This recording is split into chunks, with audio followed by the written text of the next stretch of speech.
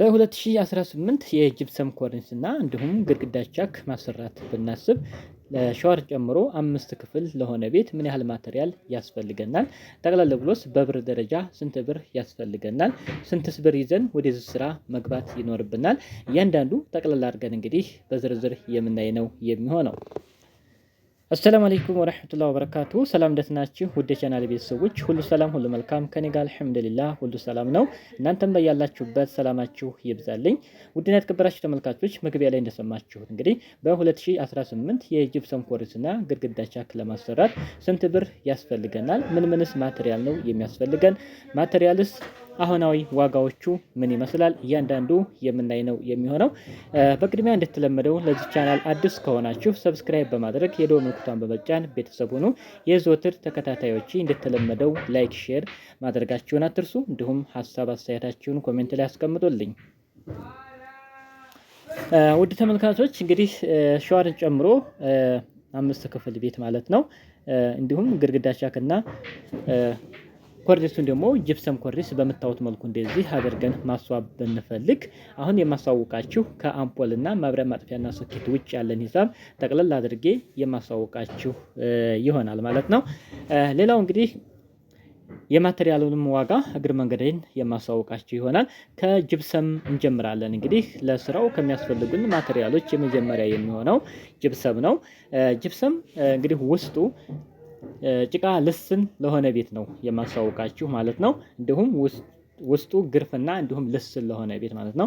ጥቅጥቅ ከሆነና ልጥፍ የሚሆን ከሆነ ግን በማቴሪያል ደረጃ አሁን ከልስኑ የተሻለ ማቴሪያል ስለሚወስድ ማለት ነው።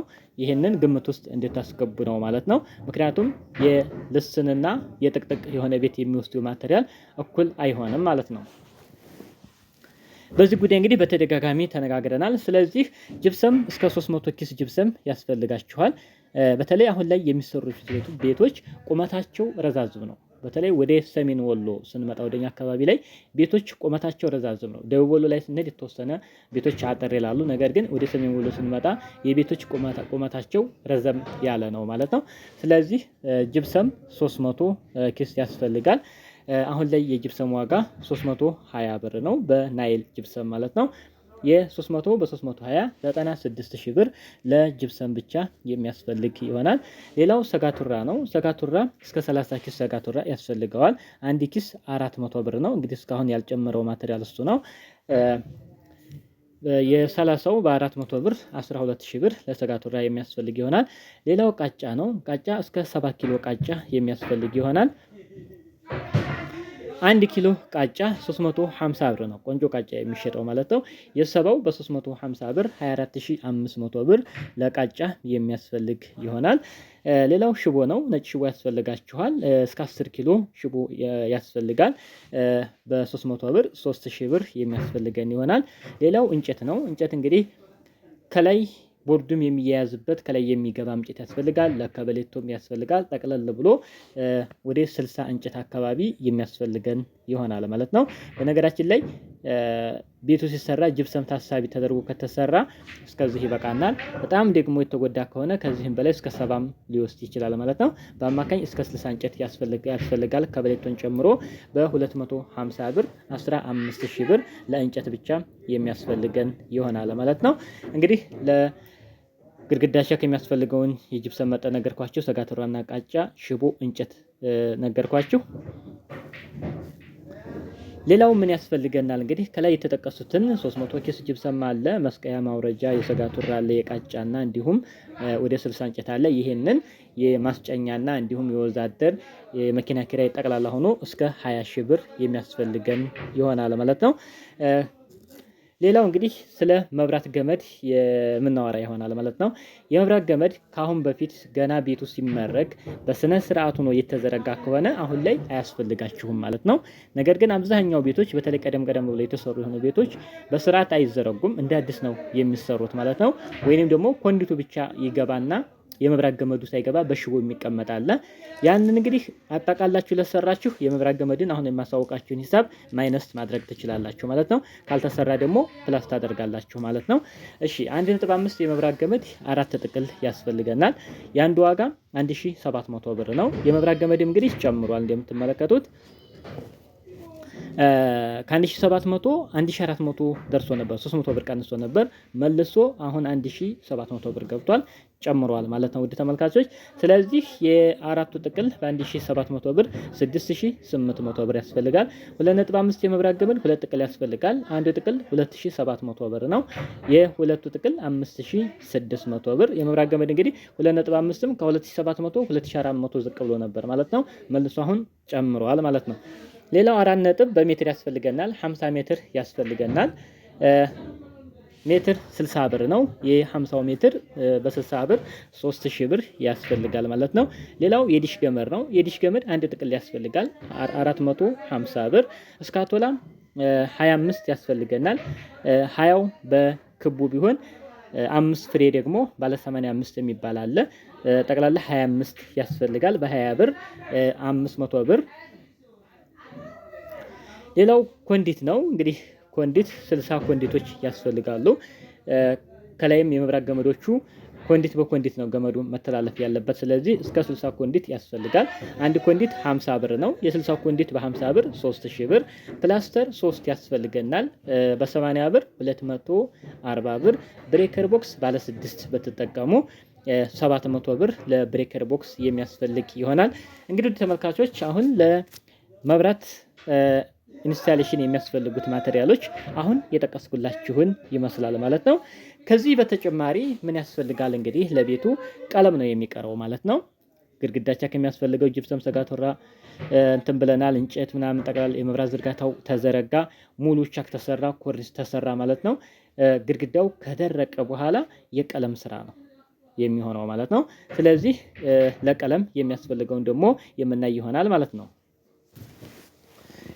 ቀለም ከማሰባችን በፊት ለሁላችሁም ልታውቁት የሚገባ ነገር አንዳንዶች ቤቱ ልክ እንደተሰራ በቃ በሳምንት በ5 ቀን በቃ በዛ ቢባል 10 ቀን ከቆየ ግድግዳ አቀቡ ብላችሁ የምትታገሉ አላችሁ። ይህ ለባለሙያ እጅግ በጣም ጠቃሜታ አለው። ምን ጥቅም አለው? ወዲያውን ቀብቶ መውጣቱ ጊዜውን ሴቭ ያደርጋል። አንድ ሁለተኛ ግድግዳው ሳይደርቅ ሲቀር ሲቀባ የቀለም ፍጆታው ይቀንሳል። ስራው ግን ለባለቤቱ ለሚያሰራው አካል ጉዳት አለው ማለት ነው። በጣም አስፈላጊ አይደለም። ቢያንስ በተለይ ቅዝቃዜ ወደሚሰማ አካባቢ ላይ ከሆነ ከወር በላይ ራሱ ቢቆይ በጣም አሪፍ ነው ማለት ነው። ቤታችሁን 300 ሺህ 400 ሺህ ካወጣችሁ በኋላ 10 ቀን 10 ማን ነው አንድ ወር አልታገስም ብላችሁ በ10 ቀን በ15 ቀን ማስቀባት የለባችሁም። ጥቅሙ ለባለቤቱ ነው ማለት ነው። ይሄንን ትኩረት አድርጋችሁ ማወቅ ይኖርባችኋል ማለት ነው ውድ ተመልካቾች፣ ምክንያቱም ጉዳት አለው ለእናንተ ማለት ነው። ስለዚህ ውድ ተመልካቾች ቀለም እንግዲህ እስከ 3 ካርቶን ቀለም ያስፈልገዋል ማለት ነው። ያ ማለት 3 ካርቶን ማለት ስንት ማለት ነው? አንዱ ካርቶን 4 ፍሬ ነው የሚይዘው 12 ጋሎን ቀለም የሚያስፈልገው ይሆናል ማለት ነው። አሁናዊ ዋጋው 1100 ብር ነው በድል ማለት ነው። ሌሎችም ቀለሞች አሉ። ምሳሌ ሲልኮማት የምታደርጉ ከሆነ ለአንድ ቤት 2 ይበቃችኋል። የአንድ ዋጋ 6700 ብር ነው። ለሁለት አባዝታችሁ ማወቅ ትችላላችሁ ማለት ነው። ስለዚህ ለዚህ ቤት እንግዲህ ለቀለም እስከ 15000 ብር የሚያስፈልጋችሁ ይሆናል ማለት ነው። ይህ ለቀለም ብቻ የሚያስፈልግ ነው ማለት ነው። ሌላው ከዚህ ላይ እንግዲህ ይሄንን ጠቅላላ አድርገን እንደምራቸዋለን። ከዚህ በተጨማሪ ምን ያስፈልገናል? የመጋረጃ ብረት አለ። ለመጋረጃ ብረት ጠቅላላ ብሎ 6000 ብር ለመጋረጃ ብረት የሚያስፈልግ ይሆናል ማለት ነው። ስለዚህ ለዚህ ስራ እንግዲህ የሚያስፈልጉን ማቴሪያሎች አሁን የጠቀስኩላችሁ ይመስላል ማለት ነው። ጠቅላላ አድርገን ስንደምረው እንግዲህ ስንት ብር ያስፈልጋል ነው። የባለሙያ አልጠቀስኩላችሁም ገና። እንግዲህ ይህን ስራ ከመብራት ዝርጋታ እስከ ቀለም ድረስ ሙሉ ፊኒሽንጉን ለመጨረስ የባለሙያ እስከ 120 ሺህ ብር የሚያስፈልጋችሁ ይሆናል ማለት ነው። ወደ ተመልካቾች እንግዲህ የማቴሪያል የባለሙያ ጠቅላላ አድርገን ወደ ቶታል ነገር ስንቀይረው ደግሞ ከ340 እስከ 350 ሺህ ብር የሚያስፈልጋችሁ ይሆናል። በአሁናዊ በጠቀስኩላችሁ ዋጋ ማለት ነው። ምንን አያካትም? አምፖል፣ ማብሪያ ማጥፊያና ሶኬት አልተጨመረም። ከቀለም በኋላ የሚሰሩ ስራዎች ናቸው። አምፖል ለምን ጠቅላላ አድርገህ አልነገርክም ብትሉኝ የአምፖሎች ዋጋ እንደ አቅማችሁ ነው። በ100 ሺህ ብር የሚያልቅ አለ፣ በ50 ሺህ ብር የሚያልቅ አለ፣ በ70 ሺህ በ30 ሺህ ማለቅ የሚችሉ አምፖሎች ስላሉ ያ የራሳችሁ ፍላጎትና የእናንተ አቅም ይወስነዋል ማለት ነው። የዚህን ሂሳብ ብዙ ጊዜ አብሮ የማይያያዘው ወይንም ደግሞ ሙሉ ከተገጠመ በኋላ ነው ብዙ ጊዜ ማሳወቃችሁ የአምፖሎቹን ዋጋ ማለት ነው። ምክንያቱም አንድ ላይ ለማያያዝ የአምፖል ዋጋ እንዳቅማችሁ ስለሚወሰን ማለት ነው። በምርጫ እዛ ውጭ ለሚያስፈልገው ነገር እንግዲህ የጠቀስኩላችሁን ይመስላል ማለት ነው። ይህን ቪዲዮ እንደምትወዱት አልጠራጠርም። በሌላ ቪዲዮ ውስጥ ከምንገናኝ በያላችሁበት ዓለም ዳርቻ ሰላማችሁ ይብዛልኝ። ወሰላሙ አለይኩም ወረህመቱላህ ወበረካቱሁ።